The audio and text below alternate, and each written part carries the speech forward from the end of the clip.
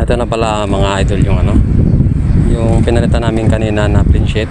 Bali ito na siya. Yan mga idol. So bali mga idol, nilalagyan pala namin yan ng epoxy mga idol. Yan sa loob mga idol, tapos sa labas nilalagyan namin siya ng epoxy. Yan. Yan, tapos nire-rebit namin siya mga idol. Yan. So bali ang rebit na yan is tatakpan pa namin ng epoxy yan. Papauwi na kasi kami, kaya mamaya babalikan na lang namin yan. So bali yan mga idol. Yan. Yan, tinatanggal namin yung mga styro. Yan. Kasi puro na talaga kalawang. So bali ito pala yung tinanggal namin.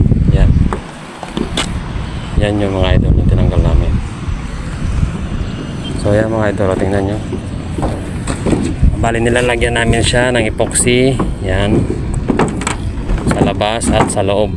Bago namin yan ipatong mga idol, ay nilalagyan namin siya ng epoxy para yung tubig niya siguradong hindi papasok. So yan mga idol. So yan mga idol, kung may natutunan kayo ng kaunti sa ating mga video, ay huwag nyo naman mga idol kalimutan na paki-like and subscribe na rin mga idol. So yan mga idol. So thank you mga idol.